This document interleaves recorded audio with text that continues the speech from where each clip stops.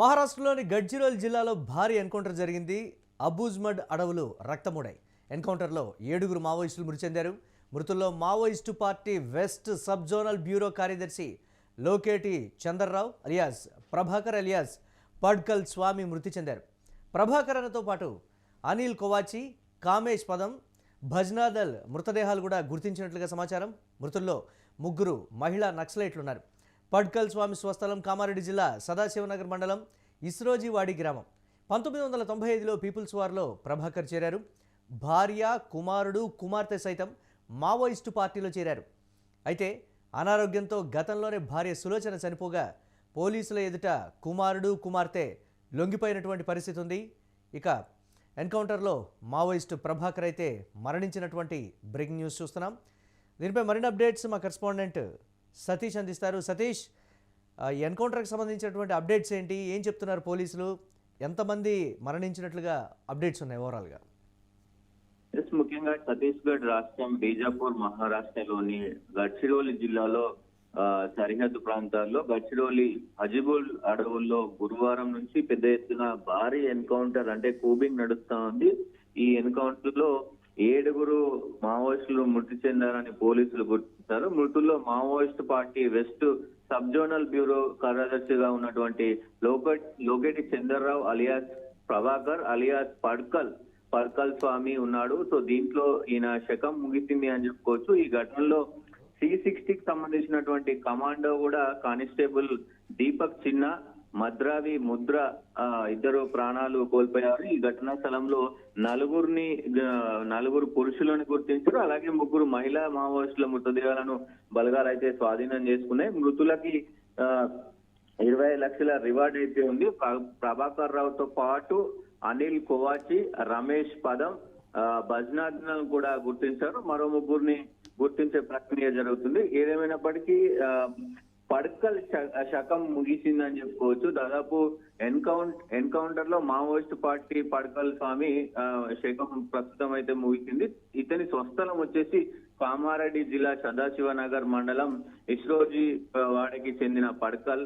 ఆయన 7వ తరగతి వరకు చదివి 1995లో పీపుల్స్ వార్ ప్రస్తుతం మావోయిస్ట్ పార్టీలో చేరాడు. భార్య సులోచన కూడా అలియాస్ నవనీత ఆమె కూడా చేరింది. కుమారుడు రమేష్ అలాగే కుమార్తె లావణ్య సైతం మావోయిస్ట్ పార్టీలో చేరడం అప్పట్లో ఏదైతే ఈ అరుదైన కుటుంబంగా వాళ్ళకి ముద్ర పడింది. అయితే 2016లో సులోచన అనారోగ్యంతో పార్టీలో చనిపోగా అయితే రమేష్ ఉద్యమంలోనే గొట్టబుజ్జి ఎలియాస్ కమలాను వివాహం చేసుకోగా ఆమె అరెస్ట్ అయింది. లావణ్యను పోలీసులు అరెస్ట్ చేశారు. రమేష్ 2 నెలల క్రితం జనగామ జిల్లా ఎదుట లొంగిపోయారు. అదే సమయంలో తండ్రిని కూడా లొంగిపోవాలంటూ ఆయన చెప్పినప్పటికీ ఆయన సత్యంరా ఒప్పుకోలేదు. ప్రస్తుతం ఎన్కౌంటర్ లో మరణించినట్లు కూడా తెలుస్తా ఉంది. అయితే స్వామి 1993 సెప్టెంబర్ లో నిజామాబాద్ జిల్లా కజ్రాన్పల్లి మండలం పడ్కల్లో జరిగినటువంటి ఎన్కౌంటర్ లో తప్పించుకున్నాడు. ఆ తప్పించుకున్న తీరు అప్పట్లో పెద్ద చర్చనీయాంశంగా మారింది. కిర్నాపల్లి దళం సమావేశం ముగించుకొని రాత్రి వేళ ఒక ఇంట్లో పేదతో తీరుతున్న సమయంలో పోలీసులు చుట్టుముట్టడంతో ఇరువైపులా కూడా కాల్పులు జరిగాయి. పెద్ద ఎత్తున అక్కడ 2 మహిళా నక్సలైట్లు కూడా పోలీసులకు చిక్కారు. డిప్యూటీ కమాండర్ సంజీవ్ హతం కాగా అప్పట్లో స్వామితో పాటు గోపి, క్రాంతి మిగిలారు. రాత్రంతా సాగినటువంటి కాల్పులు తెల్లవారుజామున ఆగిపోవడంతో పోలీసులు దాదాపు 4 గంటల ప్రాంతంలో ఇంట్లోకి వెళ్లేందుకు ప్రయత్నించగా అప్పుడు మావోయిస్టులు కాల్పులు జరపడంతో ఓ పోలీసు మరణించాడు. పోలీస్ కాల్పుల్లో గోపికి తీవ్ర గాయాలయ్యాయి. మధ్యాహ్నం 1 గంట ప్రాంతంలో డిఐజీ అక్కడికి చేరుకొని నక్సలైట్లను లొంగిపోమని సూచించినప్పటికీ కూడా క్రాంతి లొంగిపోయేందుకు ఇంటి ముందు బయటకు వచ్చాడు. గోపి తనను తాను కాల్చుకొని చనిపోగా స్వామి ఇంట్లోనే ఉండిపోయాడు. మరుసటి రోజు రాత్రి 7 గంటల సమయంలో పోలీసులు ఇంటికి నిప్పు పెట్టగా స్వామి తలుపులు తెరుచుకొని మెట్ల దగ్గరికి చేరుకున్నాడు. అక్కడ పడి ఉన్నటువంటి AK-47 తీసుకొని కాల్పులకు దిగడంతో పోలీసులు వెనక్కి తగ్గక తప్పలేదు. సో అదే రోజు రాత్రి ఇంట్లో నుంచి దహం చేసుకొని చెత్త కుప్పలోకి దాక్కున్నాడు. 3 రోజుల తర్వాత ఓ మహిళ ఆశ్రయం కల్పించింది. రోజంతా ఇంట్లోనే ఉండి సో అలా మొత్తం కూడా ఒక 3-4 రోజులు ఉత్కంఠగా సాగినటువంటి ఆ కూపింగ్ లో కూడా ఇతను ఆయన తప్పించుకోవడం జరిగింది. ఈ తప్పించుకున్న తీరు అప్పట్లో పెద్ద చర్చనీయాంశంగా మారింది మురళి. మొత్తం రైట్.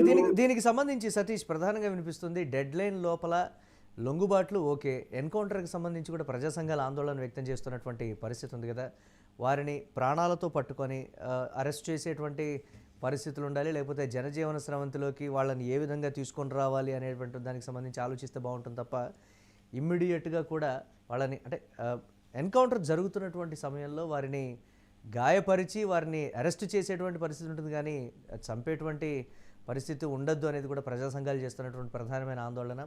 డెడ్ లైన్ వరకైనా సరే ఎన్కౌంటర్లు మీరు ఎందుకు ఆపట్లేదు అని కూడా గతం నుంచి కూడా చెప్తున్నటువంటి పరిస్థితి ఉంది ప్రజా సంఘాలు. పర్టికులర్గా ఈ అంశాన్ని బట్టి ఎన్కౌంటర్ జరిగిన ప్రతిసారి కూడా ప్రజా సంఘాలు బాహాటంగా బయటకు వచ్చి గట్టిగా విమర్శిస్తున్నటువంటి సిచ్యువేషన్ ఉంది కదా, ఎందుకు ఈ పరిణామాలు అనేటువంటి మాట, దీన్ని ఎలా చూడాలంటారు సతీష్? అయితే ముఖ్యంగా దీనికి సంబంధించి అంటే పోలీసులు చెప్తున్నది ఏంటంటే ఇది ఏదైతే గడ్చిరోలి ప్రాంతంలో పెద్ద ఎత్తున అక్కడ మావోయిస్టులు ఉన్నారు, దాదాపు ఇప్పుడు 2-3 రోజుల నుంచి కూడా ఇక్కడ కూబింగ్ నిర్వహిస్తా ఉన్నారు. దీనికి సంబంధించి ఇక్కడ ముఖ్యంగా ఇంత పెద్ద ఎత్తున కూబింగ్ నిర్వహించడానికి కారణం ఈ రోజు అమిత్ షా అక్కడ పర్యటించున్నాడు. 3 రోజులు ఈ ఛత్తీస్గఢ్ లోనే అమిత్ షా ఉన్నాడు. తదుపరి కార్యాచరణ కూడా అంటే మార్చి 31 కల్లా మావోయిస్టు రహిత రాష్ట్రాలుగా మావోయిస్టు ఈ రాష్ట్రంగా చేయాలనేది అమిత్ షా ప్లాన్. సో ఆ ప్లాన్ ఏంటి, ఎలా దీన్ని సులభతరం చేయాలి అనే ప్లాన్లు వేయబోతున్నారు. 3 రోజుల పాటు ఛత్తీస్గఢ్ లో ఉండబోతున్నారు. దీనికి సంబంధించి ఇప్పటికే ఈయన భద్రతా దృష్ట్యా ఇక్కడ పోలీసులు నిఘా వర్గాలు సూచన మేరకు ఈ అడవిలో పెద్ద ఎత్తున మావోలు ఉన్నారు అని గుర్తించినటువంటి భద్రతా బలగాలు మొత్తం కూడా అక్కడ ఈ భద్రతా బలగాలు మావోయిస్టు కదలికలు గుర్తించి అక్కడ చుట్టుముట్టారు. సో ఈ నేపథ్యంలోనే మావోయిస్టులు ఎదురు కాల్పులు చేస్తేనే మేము మళ్ళీ ఎదురు కాల్పులు చేస్తున్నాం తప్ప మామూలుగా మేము పట్టుకోవడానికే ప్రయత్నిస్తున్నాము, వాళ్ళు ఎదురు కాల్పులు చేస్తే మేము చేయక తప్పదు కదా అనే పరిస్థితిలో పోలీసులు మాట్లాడుతున్న పరిస్థితి అయితే ఉంది.